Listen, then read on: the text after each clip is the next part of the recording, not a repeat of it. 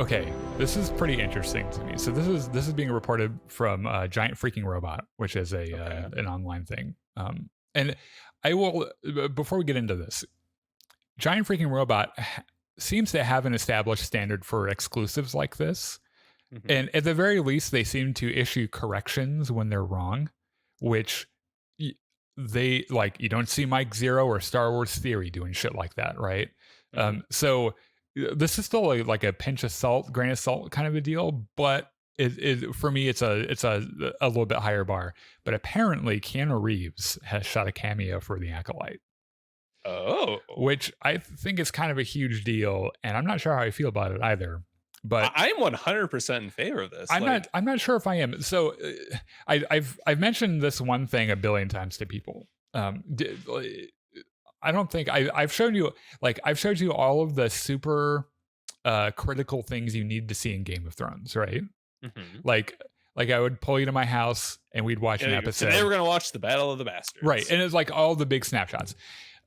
There, you probably didn't get to see Ed Sheeran in Game of Thrones. I don't think I did. He's only in like one scene, and then he's mentioned later on by a prostitute, and he got his face melted off by a dragon. But he's in an episode of Game of Thrones, and it's a good scene, and he does fine in it, and it's a really nice scene between him and Arya Stark and some other like Lannister troops. It felt like the least Game of Thrones thing I've ever seen because I wasn't able to look at him and be like, oh, he's a guy in the Lannister army. It's like, that's fucking Ed Sheeran. He is one of the most recognizable faces in the world. There's a reason why Star Wars has classically hired for their main roles, or I mean, even for their non-main roles, with one or two small exceptions. Harrison Ford. Yeah, not a ton of people knew about. I mean, Harrison Ford was.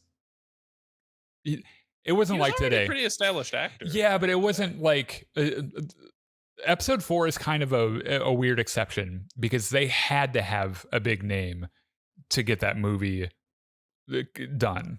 Otherwise, they wouldn't have done it because they needed some name. Like the suits were like, we got to have someone in this movie that people will go and see. After that, generally, they hired actors that no one knew anything about. I mean, the lead role of Star Wars, Mark Hamill, no one knew who the fuck he was. No one. Daisy Ridley, I think, had like shot a fucking like a commercial. Like that was her acting experience. No one knew who Hayden Christensen was. No one really knew who Ewan McGregor was. Natalie Portman was still fairly unknown as well. And the reason is because you can cast whatever story onto their face that you want. And like the exception, of course, like Sam Jackson being in the prequel trilogy is really the only notable exception I can think of. Being like an insanely well-known actor.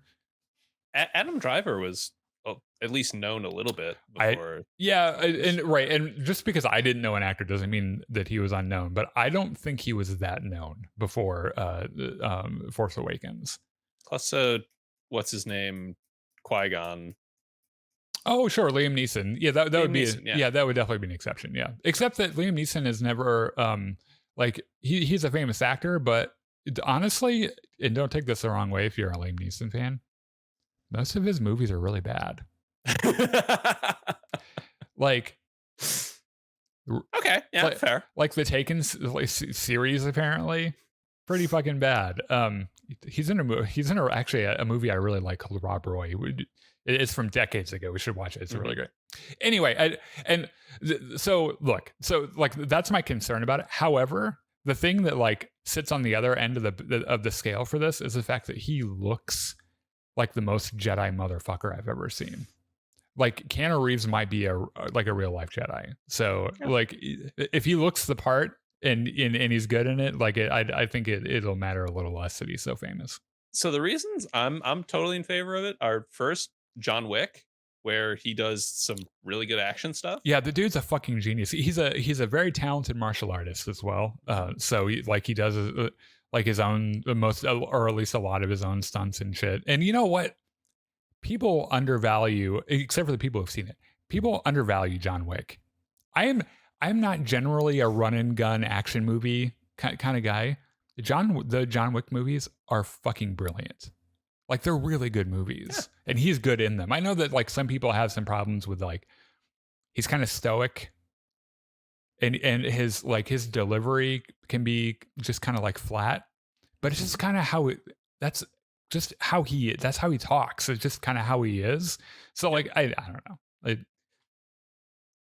My other thought is that Cyberpunk 2077, which I know you're not a huge fan of. Yeah, I liked him in like it. it features Keanu Reeves very prominently as like a 3D graphics version of himself. Yeah. And it works. Yeah. Like he fits in the world. Yeah, so that was one of the parts of the game that I really enjoyed. I liked him in that a lot. So I think with good costuming and good makeup, I think it could be a very good cameo. Yep. And it also, like, first of all, this might not even be real, so it could all be for nothing. But also, it could be this tiny little thing too, which you know, in retrospect, could be like, oh, why were we freaking out about this in the first place? Could be John Williams in Episode 9, right? Yeah. He's just a dude in the cantina. That's my favorite. That's my favorite Star Wars cameo. I think he just looks like what am I doing here?